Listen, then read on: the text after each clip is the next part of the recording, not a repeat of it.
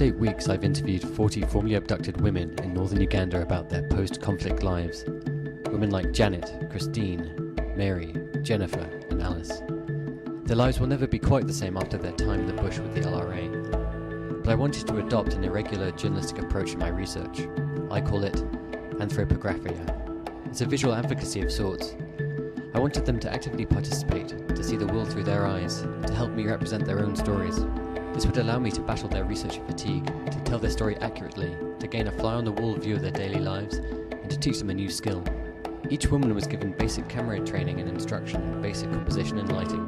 They were then simply told to spend a week photographing their daily activities or whatever they felt was important to them. Budget-wise, it was a bit of a gamble. But the results were surprising. From this point on, all the photos are theirs. Not only was the standard of photography high, but it illustrated what their daily routines were like, and more importantly, the pictures also uncovered issues not mentioned by the women in our regular interviews.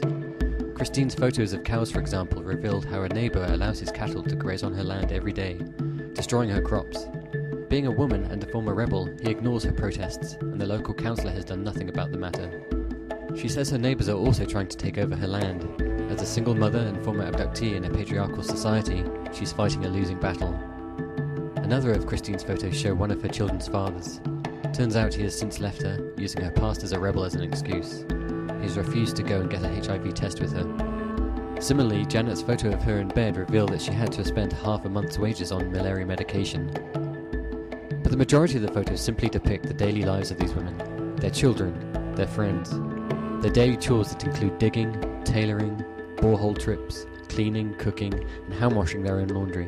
The project was first met with skepticism from the women. They all admitted that they'd likely sell the cameras after the project ended. But now they confess they'll likely keep them, either renting the camera out or taking and selling photos of their friends. This week they've been asked to reverse roles and to become the interviewer.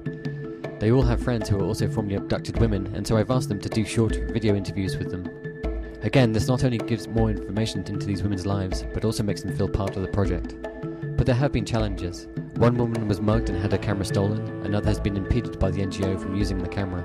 But this project has illustrated that in journalism, old media can be used to not only tell stories in new and exciting ways, but more importantly, to include our participants more actively in our research. They've become sick and tired of reliving their worst memories for researchers and journalists. I think Anthropographia is certainly one solution to that problem.